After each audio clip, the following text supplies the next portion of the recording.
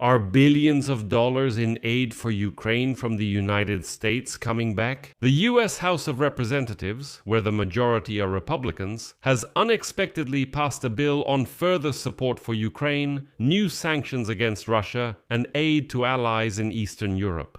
Moreover, many Republicans voted for the bill, which may signal a shift in the Republican Party's position, especially after the words of U.S. Secretary of State Marco Rubio that the U.S. has finally chosen a side in Russia's war against Ukraine.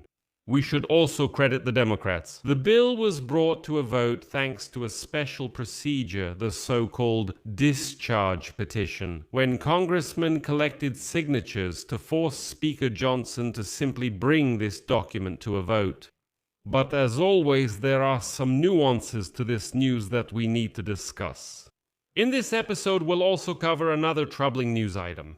There was a powerful explosion in a Romanian port today, and it later turned out that a Ukrainian sea drone had entered there by mistake. My name is Alexei Peci. Let's discuss this topic together, but before we start, I ask you to subscribe to the channel, like this episode, leave any comment, and also subscribe to my Telegram channel, Peci News. The link is in the description of this video. So the news that energized many Ukrainians this morning. The U.S. House of Representatives, controlled by the Republicans, passed a bill allowing the allocation of huge funds for military aid to Ukraine and the introduction of tougher sanctions against Russia. This seemed to show the willingness of some Republicans to stand up to President Trump on foreign policy issues. 18 Republicans and independent Congressman Kevin Kiley joined the Democrats to pass the bill, which was brought to the House floor through a discharge petition filed by Congressman Gregory Meeks. The point is, just to bring this bill to a vote, they had to collect signatures from congressmen to bypass the veto, because Speaker of the House Mike Johnson simply refused to even bring it up for a vote. And in the end, the final voting result was 226 in favor and 95 against. Congressman Meeks raised one important question to all opponents of aid to Ukraine. And right before the vote, he stated, quote, "We all want this war to end. The question is how. I urge you to support the brave Ukrainians fighting for their future, to provide them with the weapons they need for self-defense, to hold the Kremlin responsible for this immoral conflict, and to hold Russia accountable for its war crimes." Let me remind you, in May, independent Congressman Kiley signed a discharge petition, becoming the 218th member needed to bring the issue to a vote in the House. And then on Thursday, 6 Republicans, Kiley, and the Democrats provided the necessary number of votes. But as you saw, the Republicans even gave more than enough votes. The bill provides for U.S. support in the reconstruction of Ukraine, combating malicious Russian influence, providing additional security assistance to the Baltic countries, as well as granting Ukraine foreign military loans for the purchase of weapons and other provisions. The bill, in terms of numbers, provides for more than $1 billion in aid to Ukraine. If you add everything up, it's a total of $1.8 billion. It turns out up to $8 billion in military loans, as well as new sanctions against the Russian financial, oil, and mining sectors. And this is where the confusion arose. I saw that the Ukrainian segment got a little confused on this issue. And in particular, you asked me about this in the comments, so I'm answering. And yesterday, U.S. Secretary of State Marco Rubio made a statement about aid to Ukraine. And he stated that the U.S. will soon provide Ukraine with $400 million in military aid, which had previously been delayed at the Pentagon level. The process of coordinating the funds within the agencies is already being completed, and the aid itself has been officially unblocked. Well, let me quote him further.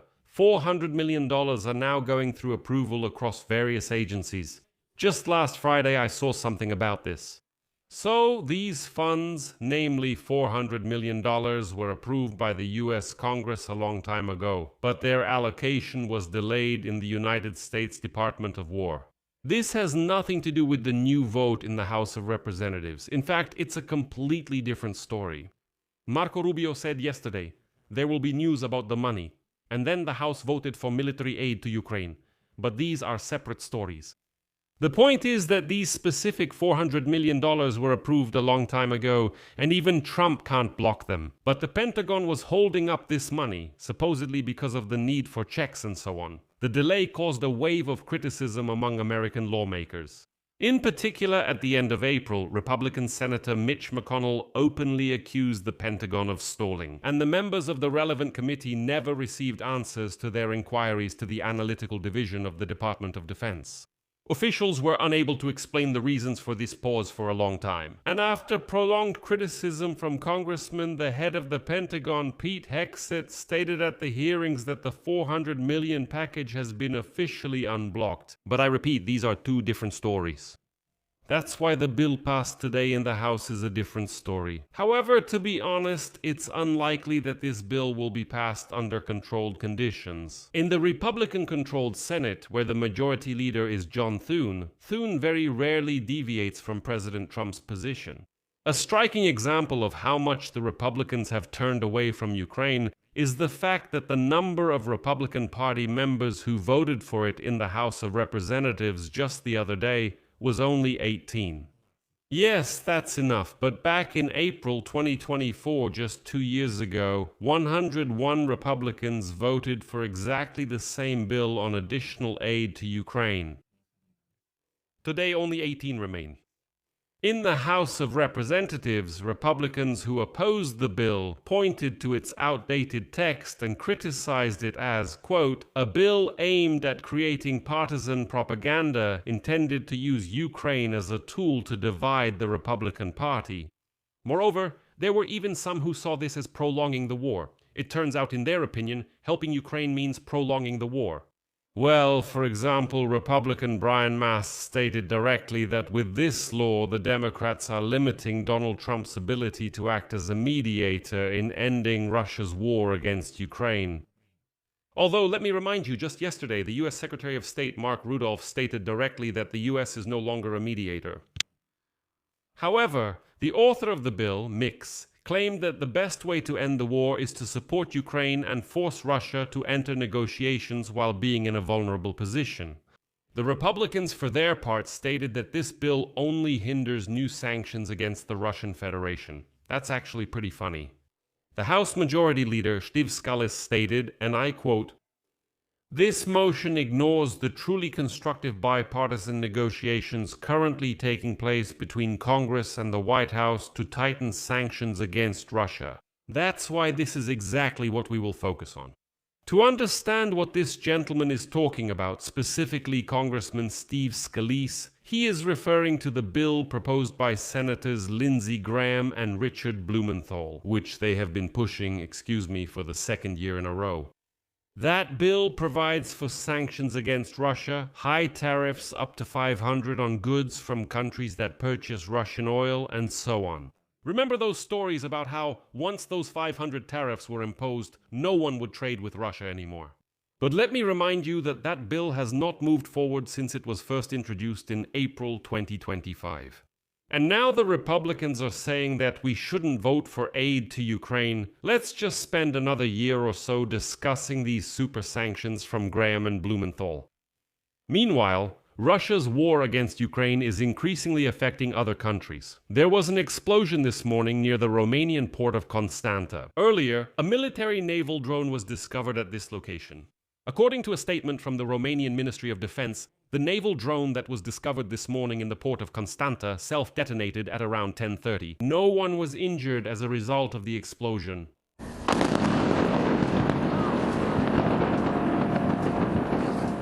We're going to the moon, right? Yes.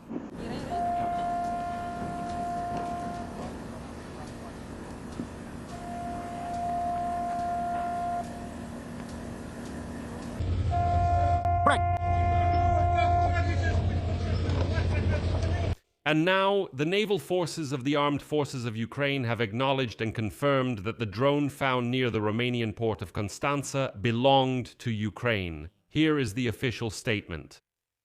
While performing tasks in the Black Sea operational zone, one of the naval unmanned boats of the naval forces of the Armed Forces of Ukraine lost control due to the enemy's electronic warfare and ended up near the shores of Romania. Naval forces of the Armed Forces of Ukraine. The press provided the necessary information to the Romanian naval forces in order to prevent casualties among the civilian population.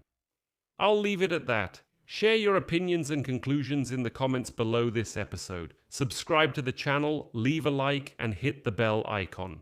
And if you want to support the work of this YouTube channel, you can do so with any donation using the links and details in the description of this video. That's all for now. Take care of yourselves. Goodbye, everyone. Subtitles.